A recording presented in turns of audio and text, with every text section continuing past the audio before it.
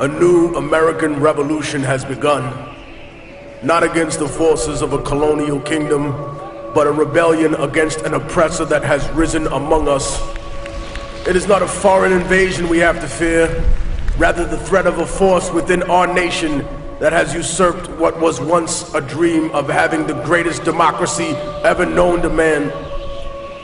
We now live in a world where the population has grown exponentially, and the planet is running out of resources to sustain us all.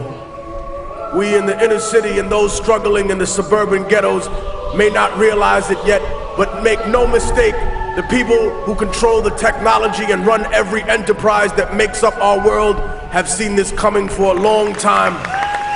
The ideas of renewable energy, global warming, the idea of collectively working were purposefully bought out, derailed, demonized, or corrupted in favor of an economic structure designed by a monetary caste system. In a desperate attempt to convince us that we need to maintain that extravagant existence, they've pretended we might share in their dream, that we can justify any inhumanity in its name. Out of this blind ignorance was born the curse of slavery. Many of the founders of this nation were themselves Masons. That is not a left-wing or right-wing conspiracy theory. It is a widely known and accepted fact. So then explain to me how a nation founded by men who not only understood the long and complicated history of Europe, but also that of Africa, could permeate such a lie in convincing the American public that one race of men was superior and one inferior. When in fact we know that all the early men, the people who created civilization, every aspect of what we see today, the foundation of all modern human life, were from Africa. The greatest cowardice, of course, came not with slavery itself, unfortunately, but with the excuses for slavery. For if America had been as brave as the Roman Empire and all other empires that had come after her, and claimed, no, we were just stronger, and that's why we took you, then when slavery was over, racism would have probably followed in suit. But instead, it was the social lie, the religious lie that was told, that stayed in the minds of people, that separated one human being from another, in order to distract us from the issues of class and freedom. They created issues around religion and race to dominate the world for centuries to come. Some claim that they respect the culture of life in this country. They cry out for the indignity of children that are slaughtered before they are born. But God has not penetrated their souls, for they have no empathy, nothing in their cold hearts for the hundreds of thousands of lives we have taken in our wars overseas, for that which they call collateral damage, which are the burnt and damaged children of the world. They have no prayers for them, only snide commentary on the internet and laughter in their hearts, and yet you claim to be one with God.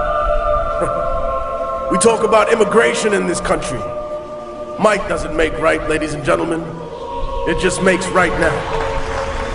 What we are saying to the rest of the world is one day when America grows weak, one day when her legions falter, on a day when her economy crumbles, China, Russia, Europe, whatever power has arisen, all you have to do is come here and conquer us in a few military excursions, and then you too can set up shop here, and in 100 years you can tell every red-blooded American, no, you are an illegal human being.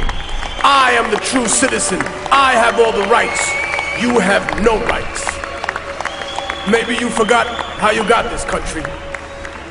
Maybe you take for granted the blood, the sweat, the tears that the people who live in practical serfdom shed every day. For we may not run America, but we make America run.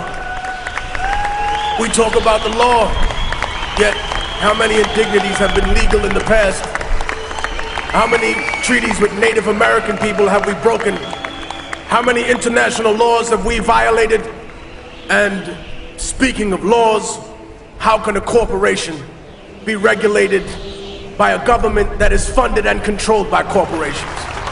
How can there be accountability for people who see a profit margin above the lives of Americans, above the lives of human beings in other countries? We have taken the soul out of ourselves and placed them inside machines.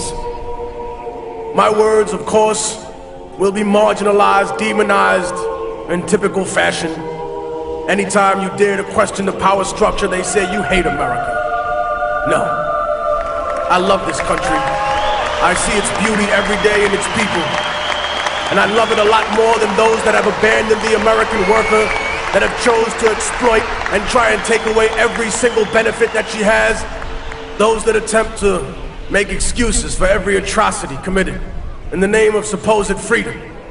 Those who demand accountability from everyone, but offer none themselves.